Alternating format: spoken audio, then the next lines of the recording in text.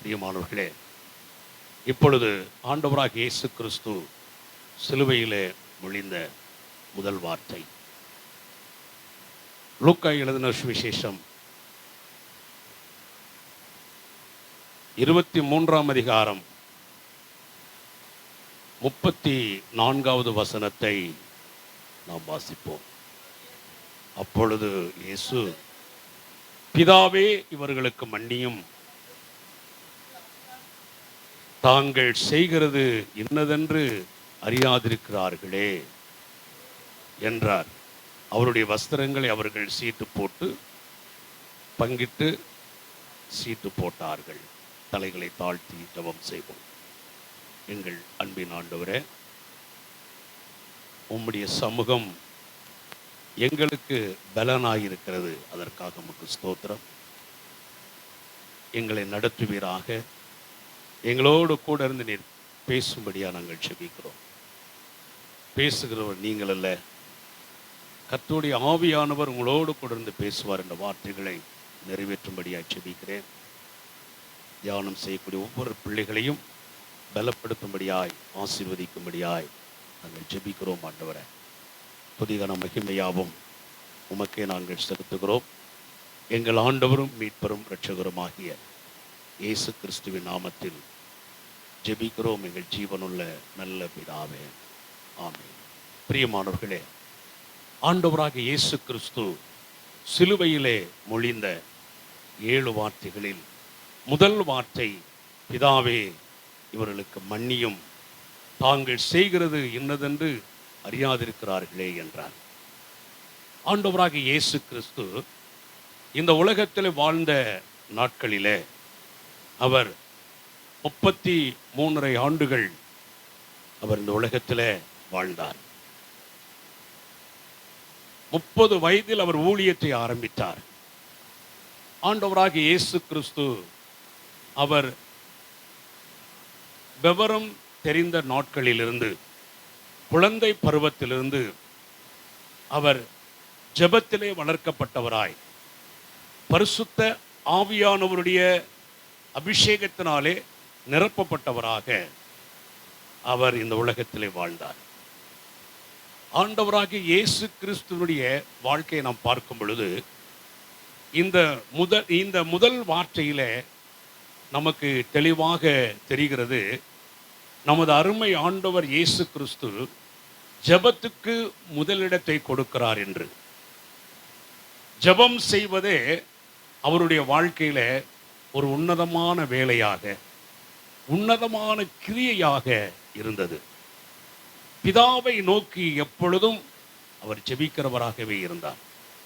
பிதாவோடு அதிகம் நெருக்கம் உள்ளவராய், ஐக்கியம் உள்ளவராய், ஜெபமே ஜெயம், ஜெபமே ஜீவன் என்று சொல்லக்கூடிய அப்படிப்பட்ட ஒரு அனுபவத்தோடு ஜெபத்தை விடாதபடிக்கு அவர் தன்னை முழுவதுமாக ஜெபத்திற்கு அர்ப்பணம் செய்கிறார்.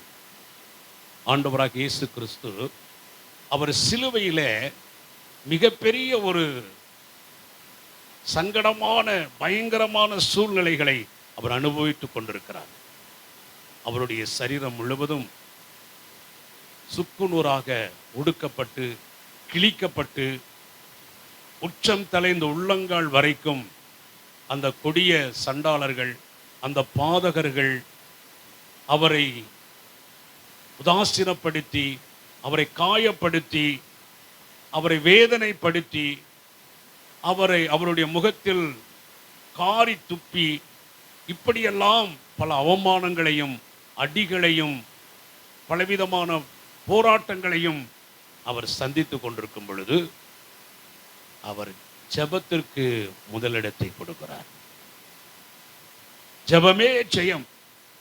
இந்த உலகம் என்னை எள்ளி நகையாடலாம், இந்த உலகம் என்னை அடிக்கலாம், இந்த உலகம் நான் சொல்லாதவைகளை சொன்னதாக கற்பனை செய்து குற்றப்படுத்தலாம், பலவிதமான தீமையான மொழிகளை என்மேல் சுமத்தலாம், எல்லாம் செய்யலாம். ஆனால் நான் பிதாவோடு நான் பேசக்கூடிய அந்த அனுபவங்களையும், பிதாவோடு நான் இருக்கக்கூடிய அந்த ஐக்கியத்தையும் நான் ஒருபோதும் நான் விட மாட்டேன். ஜெபிக்கிற அந்த அனுபவத்தை நான் ஒருபோதும் விடமாட்டேன் என்று சொல்லி தாங்கொண்ணா வேதனையிலாக இருக்கக்கூடிய அந்த நேரத்தில் உச்சம் தலைந்து உள்ளங்கள் வரைக்கும் அவருடைய இரத்தம் அப்படியே பூமியிலே சிந்தப்பட்டு கொண்டிருக்கிறது. அதற்கு முந்தின நாள் அவர் கெட்செமனே தோட்டத்திலே முகம் குப்புற விழுந்து பிதாவை நோக்கி அவருடைய வேர்வையெல்லாம் இரத்தத்தின் பெரும் துளிகளாக கீழே விழும்படியாக அப்படிப்பட்ட ஒரு அனுபவத்தோடு தாங்கொண்ணா வேதனையினால் பிதாவே இந்த பாத்திரம் என்னை விட்டு நீங்க கூடுமானால் நீங்கட்டும் என்று சொல்லி நமது அருமை ஆண்டவர் இயேசு கெட்செமனே தோட்டத்தில் அவர் ஜெபித்து கொண்டிருக்கிறார். இப்பொழுது சிலுவையிலும் அவர் தாங்கொண்ணா வேதனையில் இருக்கும் பொழுது அவர் ஜெபத்தை விடாதபடிக்கு மறுபடியும் பிதாவின் சமூகத்தை அவர் நாடுகிறார், பிதாவின் சன்னிதானத்தை அவர் நாடுகிறார். ஏனென்று சொன்னால் தேவனுடைய சமூகம் நமக்கு எவ்வளவு உபத்திரவங்கள் வந்தாலும், எவ்வளவு பிரச்சனைகள் வந்தாலும், எவ்வளவு பலவீனங்கள் வந்தாலும் தேவனுடைய சமூகம் நம்மை பலப்படுத்தும். அல்லேலூயா, அல்லேலூயா சொல்லுங்க. எவ்வளவு பலவீனங்கள் வந்தாலும், எவ்வளவு உதாசீனங்கள் நமக்கு ஏற்பட்டாலும், அவமானங்கள் நிந்தைகள் வந்தாலும் தேவனுடைய சமூகம் நம்மை பலப்படுத்தும். தேவனுடைய சமூகம் நம்மை பலப்படுத்தும். பிரியமானவர்களே, ஆண்டவராக இயேசு கிறிஸ்து ஜெபம் செய்வதற்கு முதல் இடத்தை கொடுக்கிறார். அவர் ஒரு எழுப்புதலின் நாயகனாக, எழுப்புதலின் வீரராக முதல் வார்த்தையை அவர் அங்கே புரட்சிகரமாக சொல்லுகிறார். அந்த காயங்களை பார்த்து அவர் பயந்துடல.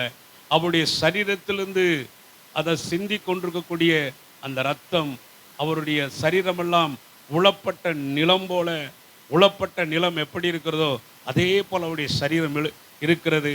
சாட்டையால் அடித்து துன்புறுத்தி இருக்கிறார்கள். இப்படியெல்லாம் அவர் பயங்கரமான அந்த தாங்கொண்ணா வேதனையில் இருக்கும் பொழுது ஜெபம் செய்ய என் ஆண்டவர் மறக்கவே இல்லை. அல்லேலூயா, அல்லேலூயா, அல்லேலூயா. பிதாவே இவர்களுக்கு மன்னியும் என்று சொல்லி ஜெபிக்கிறார்.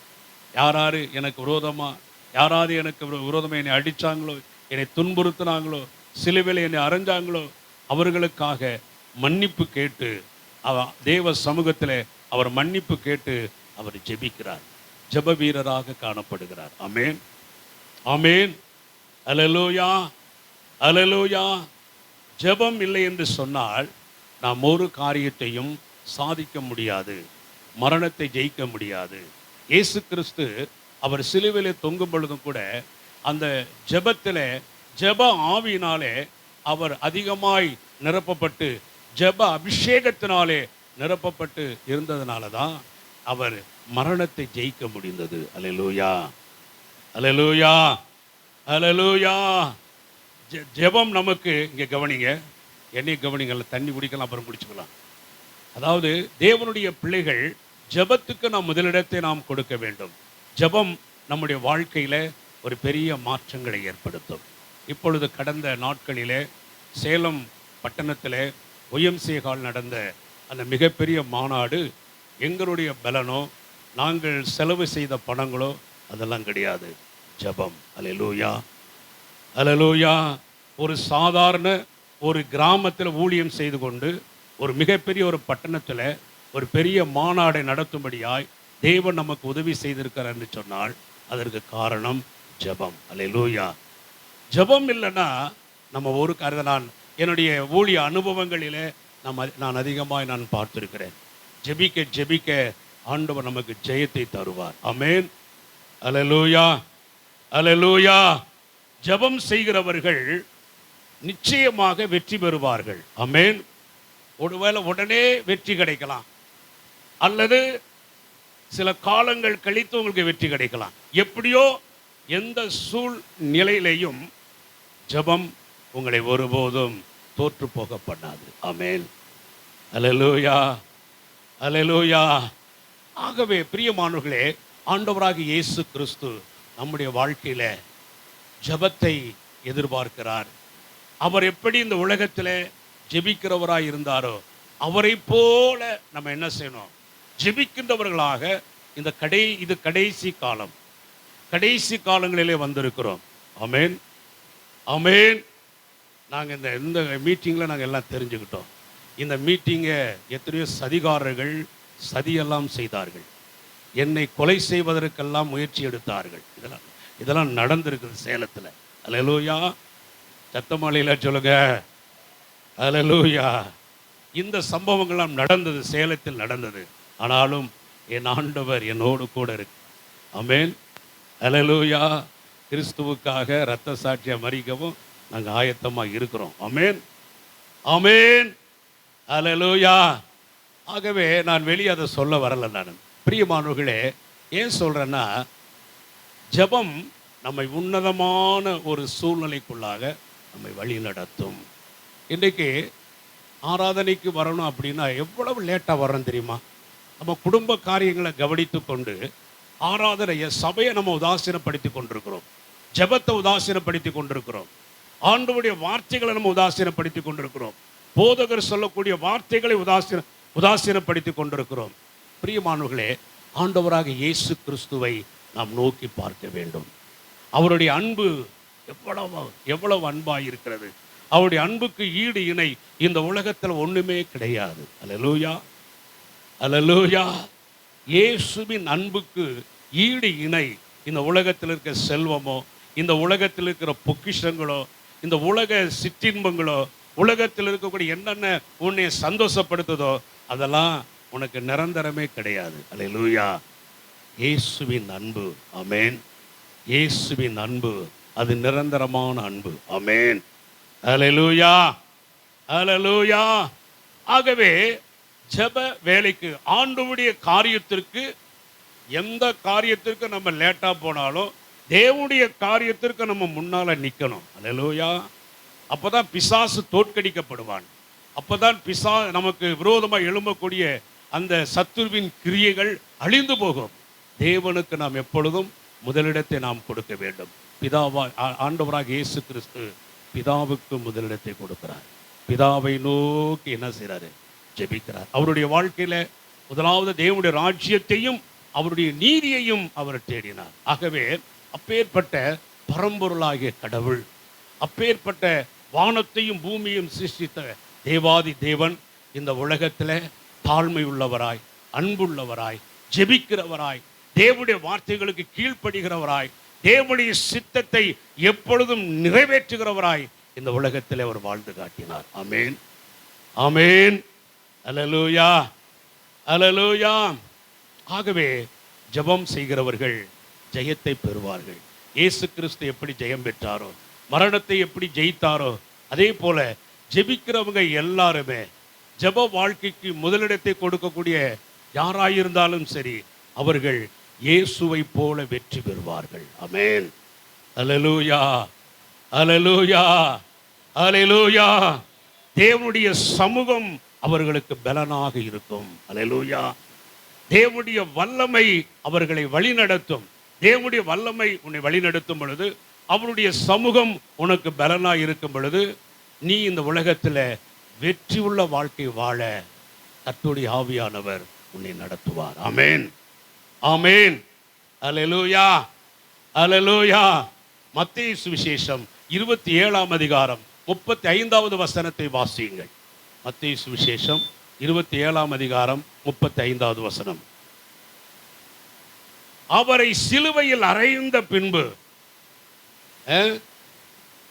அவர்கள் சீட்டு போட்டு அவருடைய அவரை சிலுவையில் அறைந்த பிற்பாடு அவர்கள் சீட்டு போட்டு அவருடைய வஸ்திரத்தை பங்கிட்டு கொண்டார்கள். என் வஸ்திரங்களை தங்களுக்குள்ளே பங்கிட்டு என் உடையின் பேரில் சீட்டு போட்டார்கள் என்றும் தீர்க்கதரிசியால் உரைக்கப்பட்டது நிறைவேறும்படி இப்படி நடந்தது. பிரியமானவர்களே, அவருடைய வஸ்திரத்தை அவருக்கு முன்பாக அவர் சிலுவையிலே தொங்கும் பொழுது அவர் பார்க்கும்படியாக, அவரை ஏளனப்படுத்தும்படியாக, அவரை உதாசீனப்படுத்தும்படியாக, இப்படியெல்லாம் அந்த சிலுவையிலே அறைந்த அந்த சண்டாளர்கள் அவருக்கு முன்பாக சீட்டு போட்டு அவருடைய வஸ்திரங்களை பங்கிட்டு கொண்டிருக்கும் பொழுது, அவரை எள்ளி நகையாடி கொண்டிருக்கும் பொழுது, தலைகளை துளித்து கொண்டு போய் கொண்டிருக்கும் பொழுது, என் ஆண்டவர் இயேசு பிதாவே என்று சொல்லி ஜெபிக்கிறார். ஆமென், ஆமென், அல்லேலூயா, அல்லேலூயா. ஆகவே யார் என்ன வேணாலும் சொல்லட்டும், யார் எப்படி வேணாலும் உங்களுடைய காரியங்களை பங்கிடட்டும், உங்களுக்கு முன்பாக உங்களை ஏளனமா பேசட்டும், நீ கவலைப்படாத. கவலைப்படாம ஏசப்பாவை போல நீ ஜெபம் பண்ணு. பிதாவே, பிதாவே, இயேசுவின் நாமத்தில் உம்மை நோக்கி நான் பார்க்கிறேன். அப்பா, நீங்க தான் எனக்கு துணையா இருக்க. நீங்க சொல்லி பாரு. அல்லேலூயா, அல்லேலூயா, ஹல்லேலூயா. ஆகவே ஆண்டவர் அந்த உதாசீனப்படுத்தப்பட்டு கொண்டிருக்கும் பொழுது, அவர் உலகத்திலே வாழ்ந்த பொழுது எவ்வளவு அதிசயங்களை செய்தார், எவ்வளவு அற்புதங்களை செய்தார். ஆகவே அவருடைய ஜனங்களே, அவரோடு கூட இருந்த இனஜன பந்துக்களே, அவருடைய ஜனங்களே, யூதர்களே, இயேசுவை சிலுவையில் அறையும்படியாக அவங்களே அவரை ஒப்பு கொடுத்தாங்க. அல்லேலூயா, அல்லேலூயா, அல்லேலூயா. அப்போ ஆண்டவர் நம்மை இந்த உலகத்தில் இருக்கக்கூடிய ஜனங்கள் நம்மை விட்டு வைப்பாங்களா? எவ்வளவு பயங்கரமான சூழ்நிலைகள் நமக்கு நடக்கும். பச்சை மரத்திற்கு இத்தனை பாடுகள் என்றால் பட்ட மரத்திற்கு எத்தனை பாடுகள். அல்லேலூயா, அல்லேலூயா, அல்லேலூயா. ஆகவே ஆண்டவராகிய இயேசு கிறிஸ்துவுடைய வஸ்திரத்தை அவர்கள் சீட்டு போட்டு பங்கிட்டு கொண்டிருக்கும் பொழுது அவர் ஜெபிக்கிறார். அந்த உதாசீனப்படுத்தப்பட்டிருக்கும் பொழுது, அந்த கேவலமான சம்பவம் நடந்து கொண்டிருக்கும் பொழுது, அந்த அதாவது என்னதுங்க, உதாசீனப்படுத்தப்பட்டு தலகுனியக்கூடிய சூழ்நிலையை அந்த சத்துருக்கள் உருவாக்கி கொண்டிருக்கும் பொழுது ஏசப்பா என்ன செய்றாரு? ஜெபம் பண்றார். அல்லேலூயா, அல்லேலூயா, அல்லேலூயா. அடுத்ததாக வாசிங்க, சங்கீதம் 22:18 வாசிங்க சீக்கிரம். சங்கீதம் 22:18.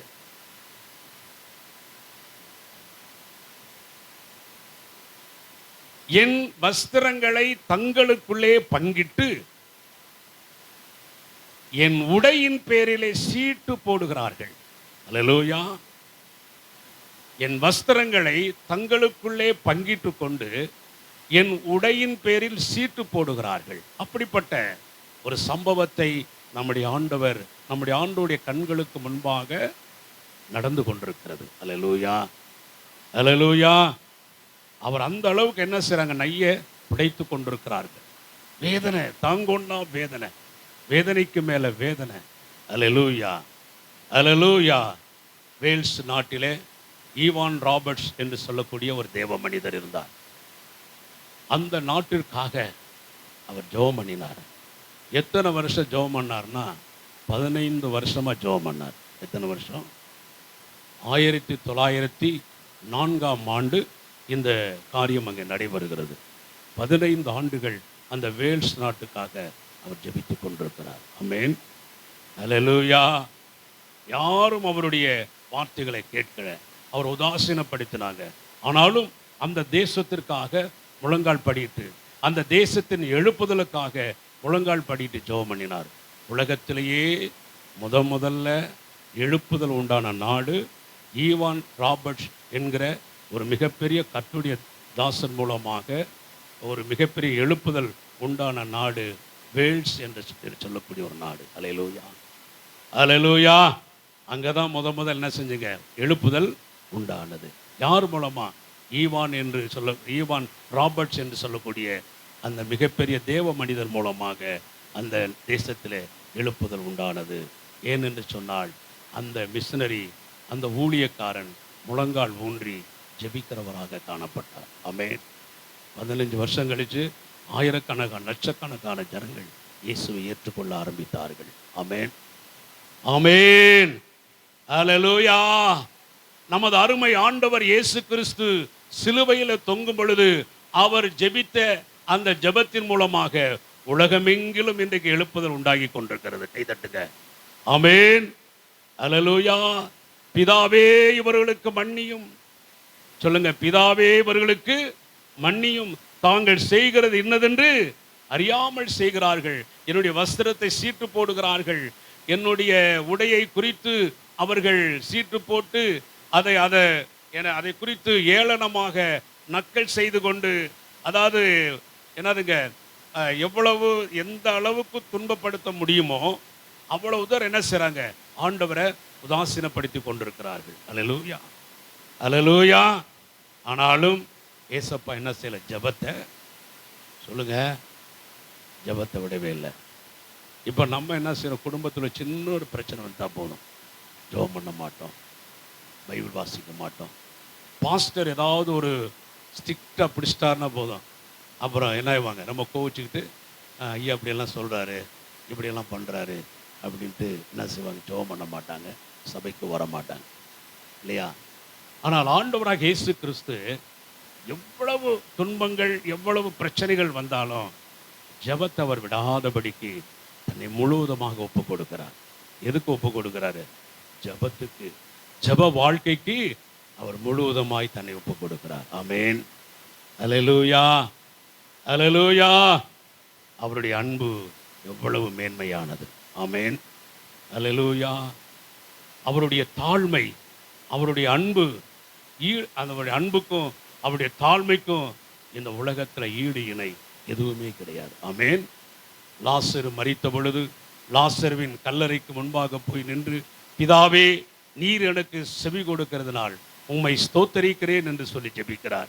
பிதாவை நோக்கி ஜெபம் பண்ணி முடிச்ச பிற்பாடு, லாசருவே வெளியே வா என்று சொல்லி மிகப்பெரிய ஒரு புரட்சிகரமான சத்தத்தோடு அவர் சத்தத்தை எழுப்புகிறார். செத்து போனவன் உயிரோடு எழும்பி வருகிறான். கைதட்டுங்க. ஜெபம், ஜெபம் கல்லறையிலே வைத்தவனை உயிரோடு எழுப்பினது. ஆமென், சொல்லுங்க. ஜெபம் செத்து போனவனை, கல்லறைக்குள் கொண்டு போனவனை ஜெபம் உயிரோடு எழுப்பினது. ஆமென், அல்லேலூயா, அல்லேலூயா. சாப்பிட்றதுக்கு மறந்தாலும் ஆண்டவருடைய வார்த்தையிலிருந்து, முதல் வார்த்தையிலிருந்து நம்ம நல்லா தெரிஞ்சுக்கிறோம்.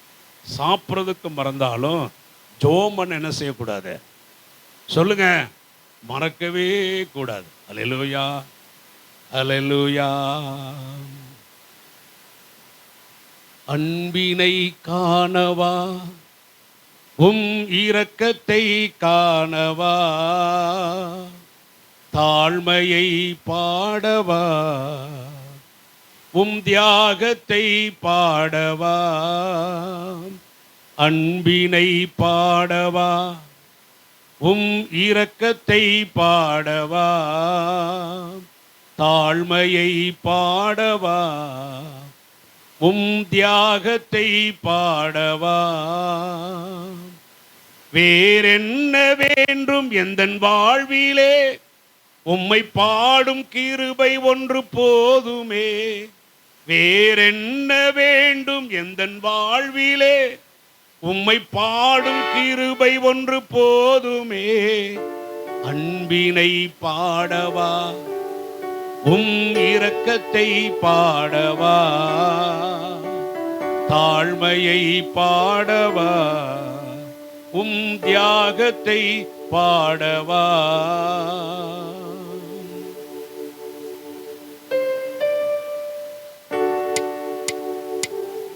வானம் விட்டு இந்த பூமி வந்தவும் அன்பினை கண்டு கொண்டே. வானம் விட்டு இந்த பூமி வந்தவும் தாழ்மையை கண்டு கொண்டே. வாடும் உள்ளங்கள் வாழச் செய்திட்ட இரக்கம் கண்டு கொண்டே. ஜீவனும் நீரல்லோ, என் வாழ்க்கையும் நீரல்லோ,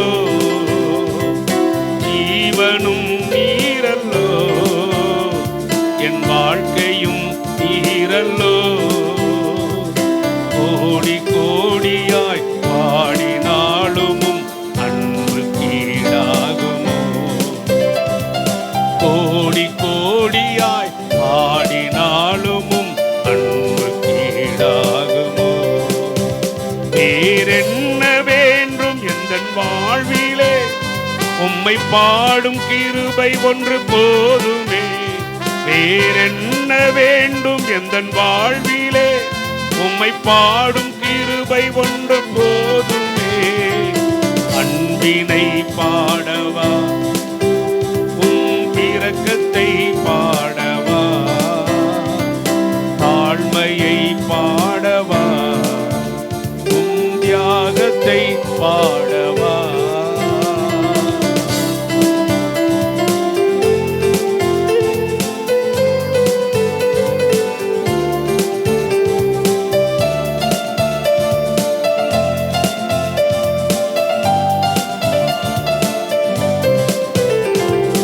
கொள்கதாவிலே கோர சிலுவையில் அன்பினை கண்டு கொண்டேன். கொலைஞர் நடுவிலே ராஜராஜனின் தியாகம் கண்டு கொண்டேன். கொள்கதாவிலே கோர சிலுவையில் அன்பினை கண்டு கொண்டேன். கொலைஞர் நடுவிலே ராஜராஜனின் தியாகம் கண்டு கொண்டே. ஆறுதல் நீரையா, அடைக்கலம் நீரையா, ஆறுதல் நீரையா, அடைக்கலம் நீரையா. கோடி கோடியாய் பாடினாலும் அன்பு கீழாகுமோ, கோடி கோடியாய் பாடினாலும் அன்பு கீழாகுமோ. வேறென்ன வேண்டும் எந்தன் வாழ்விலே, உம்மை பாடும் கிருபை ஒன்று போதுமே. வேறென்ன வேண்டும் எந்தன் வாழ்விலே, உம்மை பாடும் கிருபை ஒன்று போதுமே. அன்பினை பாடவா, உம் இரக்கத்தை பாடவா, தாழ்மையை பாடவா, உம் தியாகத்தை பாடவா.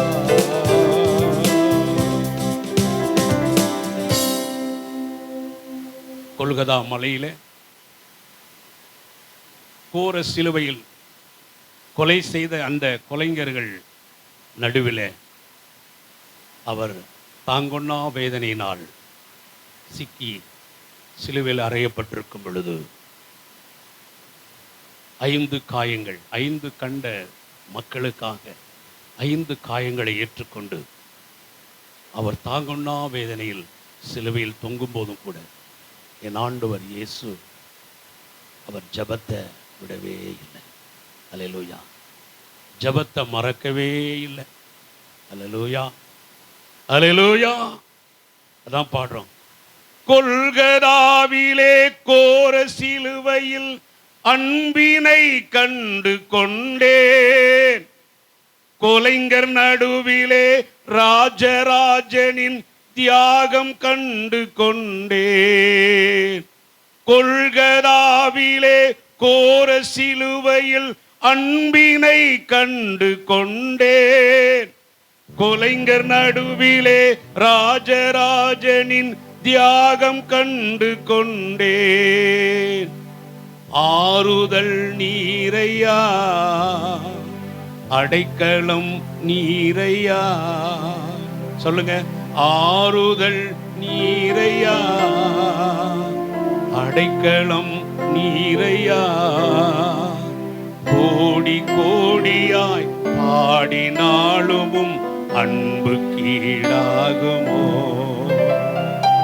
கோடி கோடியாய் பாடினாலும் அன்பு கீழாகுமோ. வேறென்ன வேண்டும் எந்தன் வாழ்விலே, உம்மை பாடும் கிருபை ஒன்று போதுமே. வேறென்ன வேண்டும் எந்தன் வாழ்விலே, உம்மை பாடும் கிருபை ஒன்று போதுமே.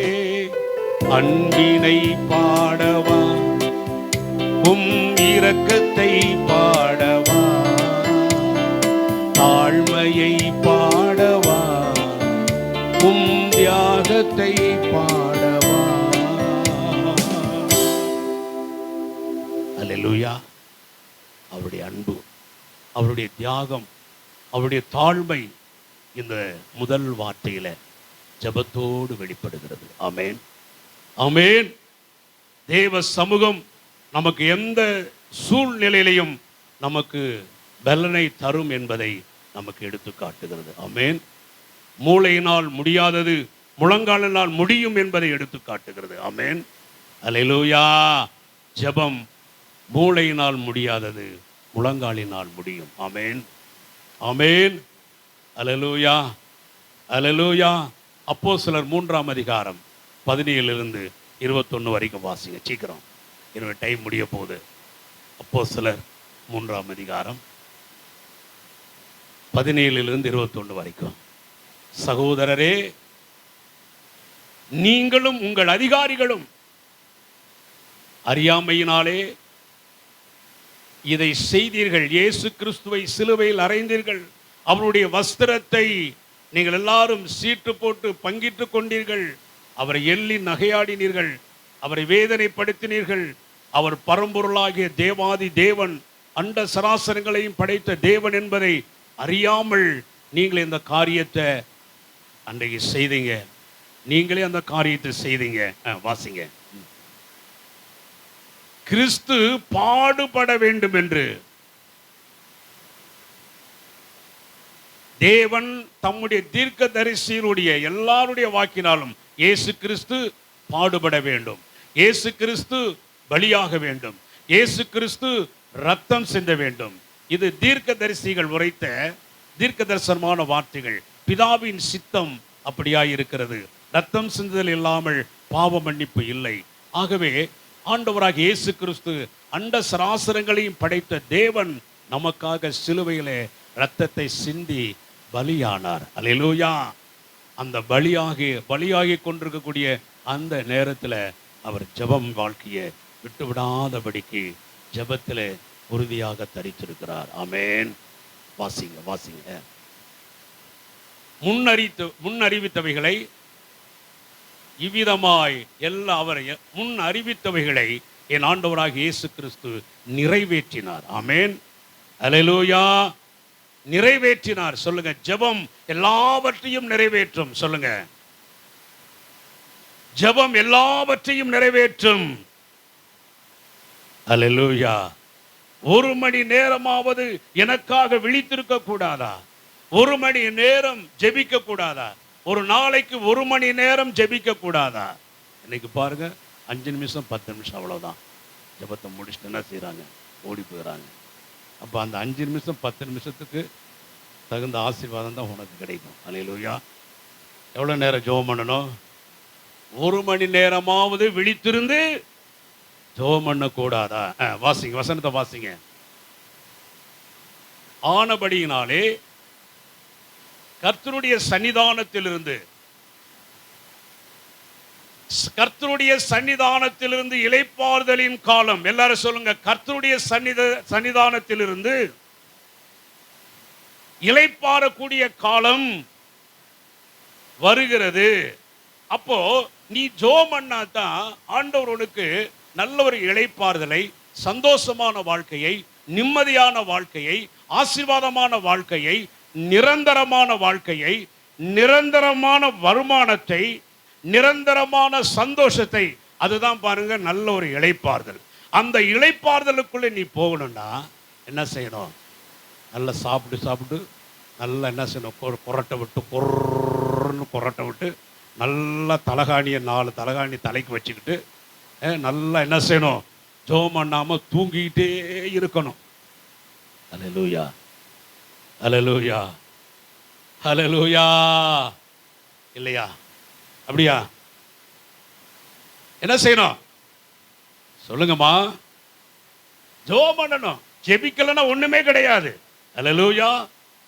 ஜெபம் இல்லைன்னா நம்முடைய வாழ்க்கையில் எந்த காரியத்தை சாதிக்க முடியாது. அல்லேலூயா. அதனாலதான் இயேசுப்பா சிலுவையில் தொங்கும் போது அந்த ஜெபத்தை விடாம என்ன செய்யறாரு? இன்றைக்கு இந்த வருஷத்துல ஆண்டவர் எனக்கு கொடுத்த, அதாவது தீர்க்கதரிசனமா சொல்லக்கூடிய வார்த்தை தான் ஜெபம். ஜெபத்தை பற்றி தான் பேசணும். அல்லேலூயா. அது ஆவியானவருடைய ஏவுதல். ஆண்டவருடைய வார்த்தைக்கு நம்ம கீழ்ப்படிந்து என்ன செய்யணும்? ஜெபிக்கணும். முழங்கால் படிட்டு ஜெபம் பண்ணணும். அல்லேலூயா. வாசிங்க. முன்னே குறிக்கப்பட்ட இயேசு கிறிஸ்துவை அவர் உங்களிடத்திற்கு அனுப்பும்படிக்கு உங்கள் பாவங்கள் நிவர்த்தி செய்யப்படும் பொருட்டு நீங்கள் மனம் திரும்பி குணப்படுங்கள். அல்லேலூயா, அல்லேலூயா. ஆகவே எல்லாரும் மனம் திரும்பி குணப்பட வேண்டும் என்பதற்காக, தேசத்தின் எழுப்புதலுக்காக, உலகத்தின் எழுப்புதலுக்காக, உலகத்தில் இருக்கக்கூடிய 850 கோடி ஆத்துமாக்களும் ஜனங்களும் ரட்சிக்கப்பட வேண்டும் என்பதற்காக பிதாவை நோக்கி நமது அருமை ஆண்டவர் ஜெபிக்கிறார். ஆமென், ஆமென், அல்லேலூயா. அதனுடைய விளைவாக நான் கேள்வி ஒரு 2-3 ஆண்டுகளுக்கு முன்பு, ஒரு 5 ஆண்டுகள் இருக்கும், அதற்கு முன்பு ஒரு ஐயா பிரசங்கத்தில் இப்படி சொன்னார். என்ன சொன்னார்னா, ஆப்பிரிக்கா தேசத்தில் ஒரு மிகப்பெரிய ஒரு தேவ ஊழியர் ஒரு சபை ஒன்று கட்டி கொண்டிருக்கிறார். அந்த சபையினுடைய அகலம் 4 கிலோமீட்டர், அந்த சபையினுடைய நீளம் 8 கிலோமீட்டர். அல்லேலூயா. சத்தமாளில சொல்லுங்க. சபையினுடைய அகலம் எவ்வளவு? 4 கிலோமீட்டர். சபையினுடைய நீளம் எவ்வளவுங்க? 8 கிலோமீட்டர் அளவுக்கு இவ்வளோ பெரிய சர்ச் அவர் என்ன செய்கிறாராம்? கட்டிட்டு இருக்காரு. அங்கே உள்ள ஆராதனை நடந்துகிட்டே இருக்குதான். கைதட்டுங்காம ஜனங்க வந்துகிட்டே இருக்காங்க. அல்லேலூயா. பிதாவை நோக்கி 2000 ஆண்டுகளுக்கு முன்பு நமது அருமை ஆண்டவர் இயேசு கிறிஸ்து அவர் பண்ணின அந்த ஜெபம் வீணாய் போகவில்லை. அது இன்றைக்கும், அந்த ஜெப வார்த்தை இன்றைக்கும் பலித்துக் கொண்டிருக்கிறது. அல்லேலூயா. அந்த ஜெபம் இன்றைக்கும் நிறைவேறி கொண்டிருக்கிறது. கைதட்டுங்க நல்லா. அல்லேலூயா, அல்லேலூயா.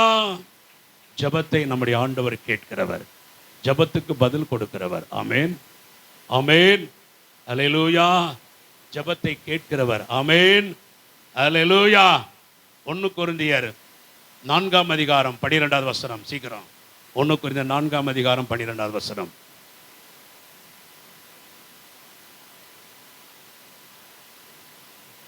எங்கள் கைகளினாலே வேலை செய்து பாடுபடுகிறோம், வையப்பட்டு ஆசீர்வதிக்கப்படுகிறோம், துன்பப்பட்டு சகிக்கிறோம். அல்லேலூயா.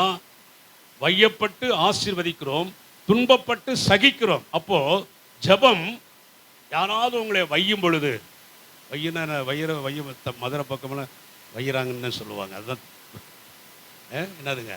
திட்டுறாங்க. அல்லேலூயா. என்னது? திட்டுறாங்க. திட்டிகிட்டே இருப்பாங்க உங்களை பார்த்து. வையப்படும் பொழுது, அப்புறம் துன்பப்படும் பொழுது, துன்பப்பட்டு என்ன செய்கிறோம்? அப்போ எவ்வளவு துன்பங்கள் வந்தாலும், எவ்வளவு தூரம் உங்களை வேதனைப்படுத்தி பேசினாலும் திட்டினாலும் என்ன செய்யணும்? ஜெபிக்க வேண்டும். அல்லேலூயா. அப்போ அதெல்லாம் சகிக்கக்கூடிய தன்மையை இந்த ஜெபம் நமக்கு உருவாக்கி கொடுக்கிறது. கைதட்டுங்க பார்க்கலாம். அல்லேலூயா. இந்த ஜெபம் தான் எல்லாத்தையும் சகிப்பதற்கு என்ன செய்த அந்த பெர்க்மான்ஸ் அவர்கள், அவருடைய ஆரம்ப காலங்கள்லாம் பார்த்து ரொம்ப கஷ்டம், சாப்பாட்டுக்கே கஷ்டம். அவர் என்ன அதை விட்டு வந்துட்டார். ஆர்சி ஃபாதர் அதை விட்டுட்டு வெளியே வந்துட்டார். அல்லேலூயா, அல்லேலூயா. இளையாங்குடியில் எங்கள் அண்ணன் ஒர்க் பண்ணிட்டு இருக்கும்போது எங்கள் அண்ணன் வீட்டுக்கு வருவார். நான் பார்த்துருக்கேன் அவரை. அவருடைய கேசட் யாரும் வாங்க மாட்டாங்க. என்னமோ ஒரு மாதிரி இருக்குது அப்படின்னு சொல்லி இவர் வீடு வீடாக போய் அவர் என்ன செய்வார்? கிறிஸ்தவங்க வீடாக பார்த்து அங்கே போய் கொடுப்பார். அப்போது அந்த கேசட் 15 ரூபா தான். அதை வாங்க யாருமே இருக்க மாட்டாங்க. அல்லேலூயா. இன்றைக்கு உலகமெங்கிலும் எழுப்புதலுக்குரிய ஒரு மிகப்பெரிய பாடல் என்னன்னா எதுங்க? ஜெபத்தோட்ட கை தட்டுங்க பார்க்கலாம். ஆமென். அது காரணம் என்னன்னா அவருடைய ஜெபம். என்னது? அவருடைய ஜெபம். அல்லேலூயா, அல்லேலூயா. ராமேஸ்வரத்தில் அவருக்கு யாரோ ஒருத்தர் 10,000 தர்றேன், நீங்கள் வாங்க, இடம் வாங்குறதுக்கு நான் தர்றேன் அப்படின்னு சொல்லியிருக்காங்க. பெர்க்மான்ஸ் ரொம்ப வேகமாக பஸ்ஸில் போயிருக்காரு. போய் அந்த நபரை கண்டுபிடிச்சி போய் பார்த்துருக்காரு. ஐயா, இடம் வாங்குறதுக்கு 10,000 தரேன்னு சொன்னீங்களே, அதை கூட அதுக்காகத்தான் வந்தேன்னு சொல்லி கேட்டிருக்காரு. அப்போ அவர் சொன்னாரா, சொன்னேன் ஃபாதர், இப்போ கையில் பணம் இல்லை அப்படின்ட்டாராம். அல்லேலூயா. அப்போ தான் ஆண்டவர் பேசினாரா, நீ ஏன்டா மனுஷனை நம்பி இங்கே வந்த அப்படின்னு சொன்னாராம். ஆமென். அல்லேலூயா. இன்னைக்கு மிகப்பெரிய ஒரு ஜெப தோட்டம் உருவாகி அது உலகமெங்கிலும் பிரசித்தமாகி கொண்டிருக்கிறது. கை தட்டுங்க. ஆமென். அல்லேலூயா. என்ன தெரியுமா? ஜெபம். என்னதுங்க? ஜெபம். ஜெபம் நம்முடைய வாழ்க்கையை அப்படியே மாற்றிவிடும். ஜெபம் பண்ணுங்க. உங்களுடைய கஷ்டங்களுக்காக ஜெபம் பண்ணுங்க. உங்களுடைய வேதனைகளுக்காக ஜெபம். அல்லேலூயா. எல்லாவற்றையும் சகித்துக் கொள்வதற்கு ஜெபம் நமக்கு ஒரு மிகப்பெரிய ஒரு ஆயுதமாக இருக்கும். ஆமென். நமக்கு சகிப்புத்தன்மை உண்டாகணும்னா என்ன செய்யணும்? ஜெபிக்கணும். ஆமென். ஏசப்பா சகித்து, அவர் பார்த்துக்கிற இன்னும் நிறைய இருக்குது. அவர் வேண்டிக் கொண்டார்னா எத்தனையோ தூதர்கள் வானத்திலிருந்து இறங்கி வந்து என்ன செஞ்சிருப்பாங்க? இயேசு கிறிஸ்துவை சிலுவையில் அறைந்த அந்த கொடிய சண்டாளர்களை பட்சித்து போட்டிருப்பாங்க. ஆனால் அவர் அதை செய்யலை. அல்லேலூயா. அல்லேலூயா. ஆனால் என்ன செய்கிறாருங்க? பிதாவே, இவர்களுக்கு மன்னியும் தாங்கள் செய்கிறது என்னதென்று அறியாதிருக்கிறார்களே என்று சொல்லி ஜெபித்தார். ஆமென். யோவான் 16:3 வாசிங்க. யோவான் 16:3 சீக்கிரம்.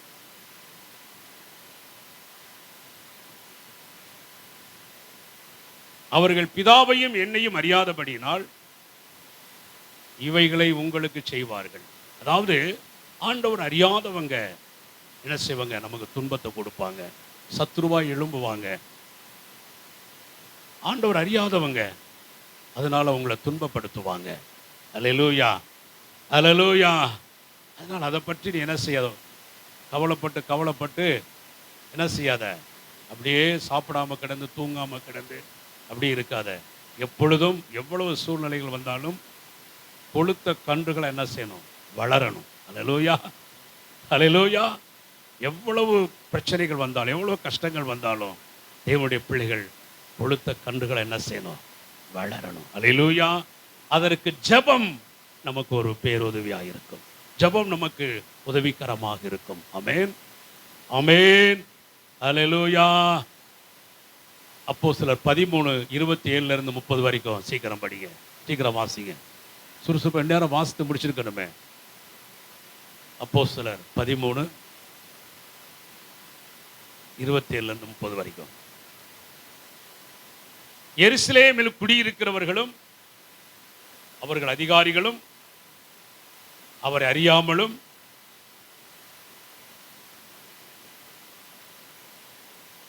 தீர்க்கதரிசியின் வார்த்தைகளை அறியாமலும் அவரை ஆக்கினைக்குள்ளாக என்ன செய்றாங்க? தீர்த்ததினால் அந்த வாக்கியங்களை நிறைவேற்றினார்கள். மரணத்திற்கு ஏதுவானதொன்றும் அவரிடத்தில் காணாதிருந்தும் அவரை கொலை செய்யும்படிக்கு பிலாத்தினிடத்தில் வேண்டிக் கொண்டார்கள். பாருங்க எவ்வளவு சதி நடக்குது பார்த்தீங்களா?